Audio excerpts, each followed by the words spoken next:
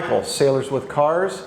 We've got Mike Taylor up here with us today. Remember, Mike's been on the show twice now. Twice. And your wife has been on with us. Yep. Mike's a retired captain, United States Navy.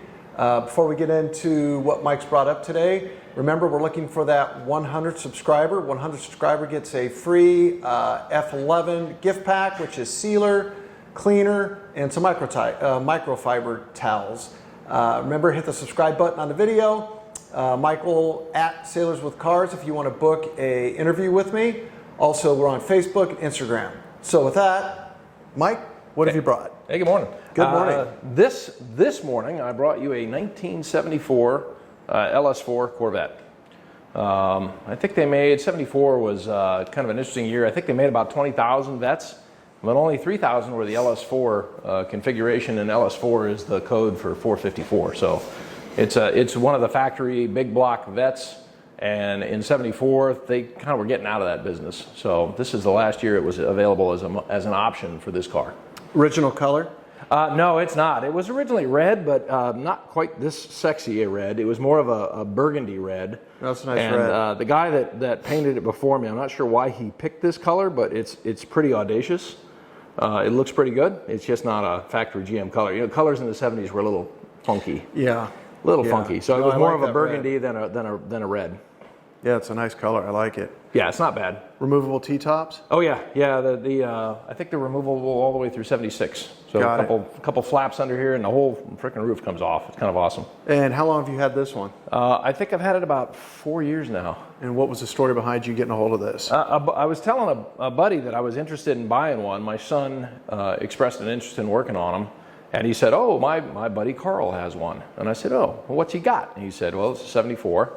And he said it was a big block, and I said, "Ooh, that sounds interesting." So I did a little research on them, and it was sitting out in Lemon Grove, I think, under one of those tents, those Costco kind of spare car tents. Carl had a stroke and he couldn't finish it, so he needed to let it go. He didn't want to let it go, but he kind of had to. His name was Carl Danforth. I took that as a good omen, since Danforth is a good Navy name of an anchor. But anyway, I made him an offer on it and took it home and started working on it. And it's been a lot of fun. And you keep this one stored away, don't drive it too much? Yeah, when I've got so many cars, I have to kind of shuffle through them.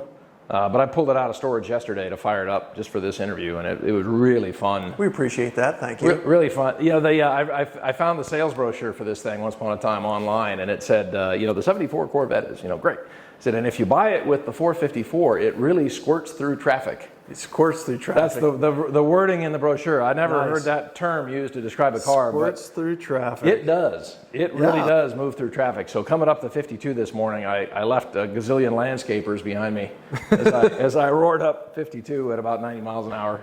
Yeah, it's beautiful. In a not so subtle car. No, we recorded the sound on it. It's got good sound. Oh yeah, it's got an angry sound. That'll come across very well on the intro video. Yeah. Should we take a look at the engine? Oh yeah. Okay, so this is what it looks like when you shove a 454 big block into a C3 Corvette. I guess the two motors you could get were a 350 Chevy or a 454. Significant size difference. Well, that's the only two choices you could get. That's it. Yeah, wow. It was going to be a V8, but it was either going to be a small V8 or this monstrosity. And when you put a 454 in there, you can see it really kind of takes up every available inch in the motor. And this is running full-length headers. And ironically, those fit actually pretty well. That's the engine that belongs in there. A 350 would just look funny. Yeah, and it's pretty wide, it's pretty big, it's pretty shoehorned in there. I think because it's heavier than a 350, I think they had to put bigger springs.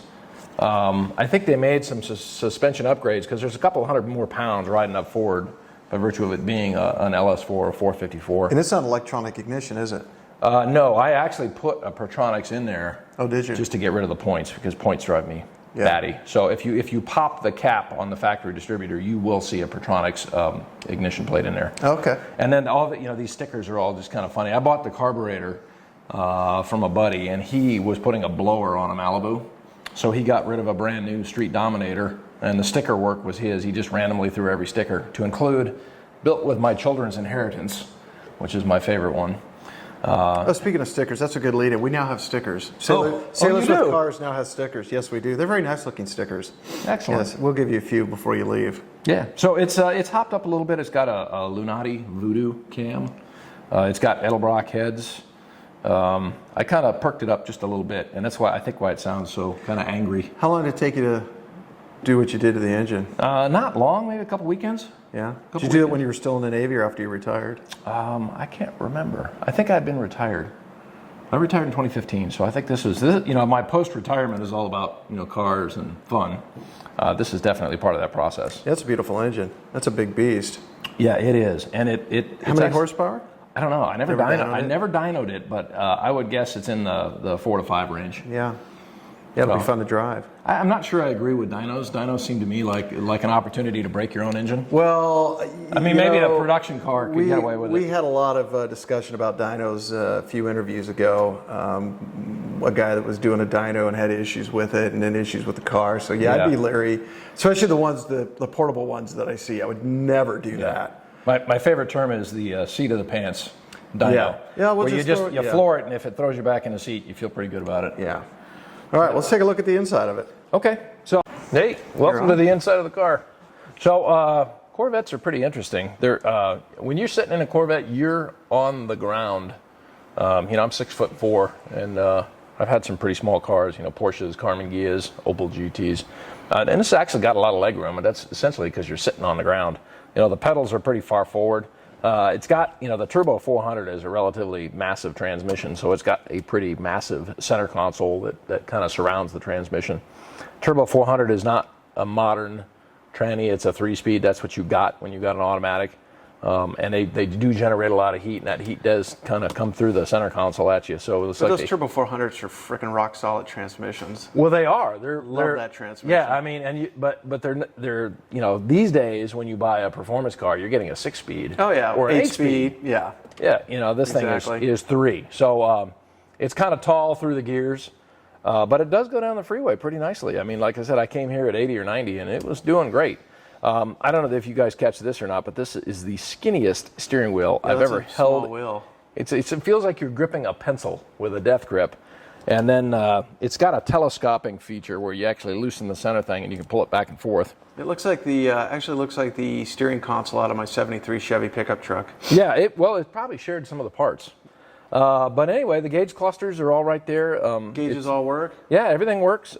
Boy, I tell you, that the fuel gauge seems to not work because it's always dropping. Yeah. Maybe that's the way I drive. Yeah, I wonder. Yeah, that could be. But oil pressure's rock solid. It's right there in the middle. Love that. It's got a TAC. It's got a speedo.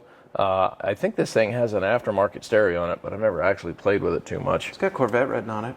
Yeah, well, I think it's retro. I think it's a retro because there's some subwoofers back here. But I don't think you could really hear the thing anyway. So, and then of course there's no glove box. There's just the pouch. Yeah, that's all you need. And people traditionally jam that full of everything and then stretch it out. I just keep the insurance, and title in there.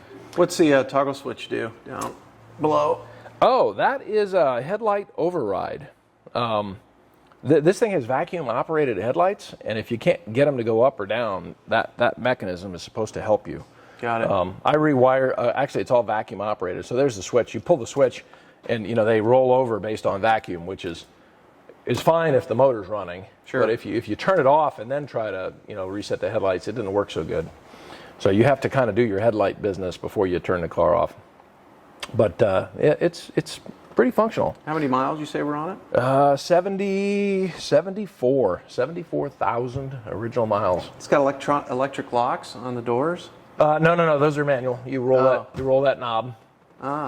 Roll it back and forth. It does have, this thing has the factory alarm in it, which is that key. Yeah, the key that you showed me. Yeah, that's kind of weird. I don't actually use it. I've never used it. I don't think I'd ever seen that before. Yeah, so it's, but back in the day, I guess you could, lock your car and then turn your alarm on with a key. Nice. Before the days of the fob. All right. So. Well, you know what? I'm looking forward to going for a ride. Oh, yeah, let's take this thing out and make some noise. Hope your neighbors like you. Yeah, they'll love it. They might not later. All right, well, I'm sure you've noticed we're in the Stingray doing our little run around with Mike. Got the T-tops off because it is Southern California and we can. Topless. Topless. It's interesting because somebody had posted on the, I follow the Jaguar site, Front End Friday with, it's an old 70s picture of three women standing around a Jaguar topless. Front End Friday. It's like, I like that. I like that.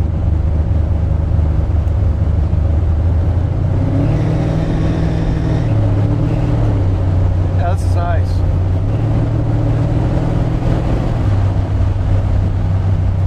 Yeah, it actually cruises pretty nice in third gear. I mean, these roads. We took this thing wine tasting one time. It was really fun up in Paso Robles. Oh yeah. You know, the valleys up there and the windy roads and the oak trees. Well, we were up for Stacy's race last week in Santa Rosa. So, you know, go up to Hillsburg, up into the wine country. Oh yeah. I was really wishing I had something other than the Jeep Wagoneer we were driving, because those roads are very nice and fun to drive. Yeah, this is nice. Just don't have much to say because I'm enjoying the ride. Yeah, well, I mean, you know, heat tops off. Not too hot yet. Will be. No, it will be. Yeah, it's gonna get scorching out here. Yeah. Yeah, it's gonna be hot today, like 96 hot.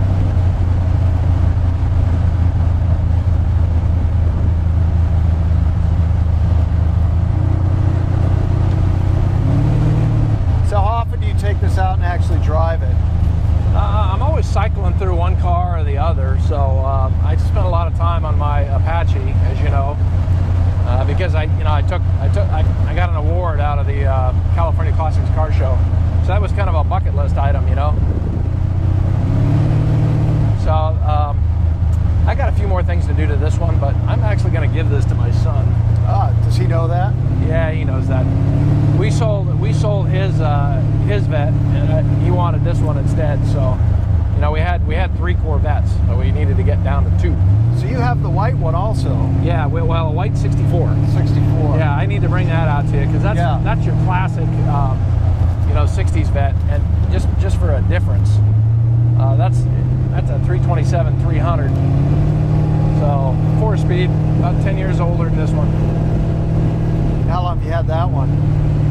Bought that in Arizona at, you know, we went to Barrett-Jackson. And didn't actually buy it at Barrett-Jackson. Holy cow, there's a lake down there. Oh yeah, Lake Jennings. Yeah, and but I picked it up in Arizona the weekend of Barrett-Jackson, and that really rounded out my collection.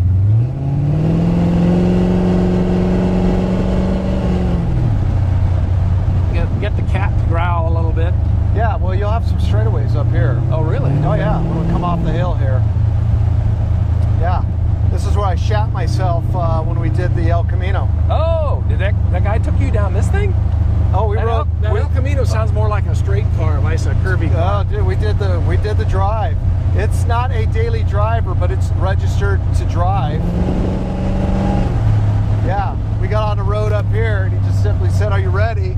I'm like, "You can never be ready for this thing." And, this is our famous left turn here. Yes. I got you. Yes. I got you. Yeah. Yes, the Hall of Real Estate. Looks like some people have drugged their bumpers here a little bit. Yeah. I got you.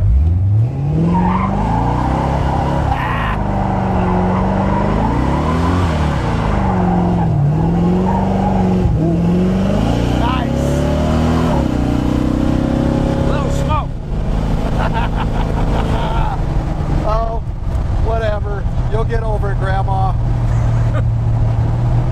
I was kind of thinking I could do that, but that's a little tighter real estate than I like. I'm a little worried about the guardrail. I was like, I had to back out. I hope you don't kiss that. I had to kind of back out of it too. But you know, if you get the wheels over, you can kind of get it to spin pretty tight. So that would be our first roadie? First roadie, on the channel. I like it. You know, somewhere I recall the Navy guys telling us, if you're going to do bad shit, you should do it on tape. Yes. Well, this is going on tape. Screw it.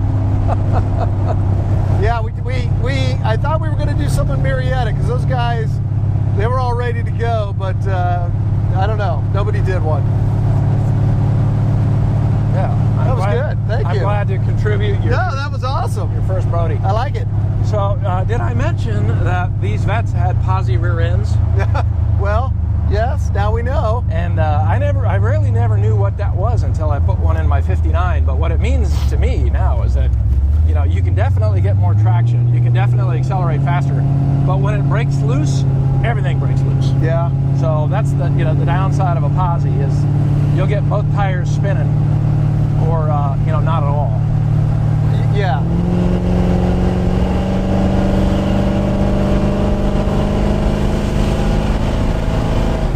That's nice. That's got a nice sound to it. It does. Nice deep rumble. Yeah, it's a fun car.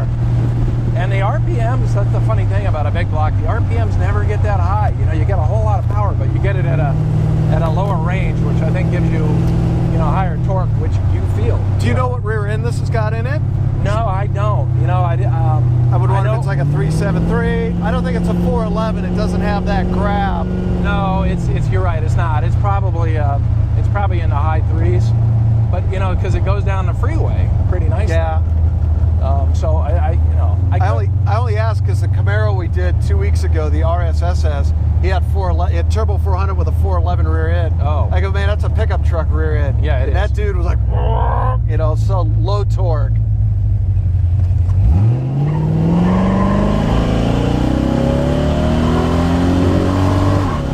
Oh yeah, that old turbo 400, get it and go. Yeah, that's that second gear scratch. Yep. Yeah, my brother had that in his 73 Nova SS. I'd get on that thing like none other. Now, it had the 350 in it. Awesome ride along. Awesome. Oh, here's the Carpenter. Say hello to Mr. Carpenter. Oh, he's blocking your driveway. Yeah. Okay. Well, I guess I'll go. All right, we just got back from the ride along with Mike. This car has amazing power. The sound is outrageous. It was a beautiful ride. Mike, thanks for bringing it up. Oh, no problem. Thanks for coming up. Thanks for supporting the channel. That's awesome. Hey, glad to be on your show. I'll keep coming back. And that's what we want to hear. And remember, hit us up on Facebook, Instagram. Hit that subscription button, please. We need all the subscribers we can get. I'm trying to do 2 videos a week. So I need your help to get the videos done so we can post them and get it going on. Till next time, YouTube, see ya.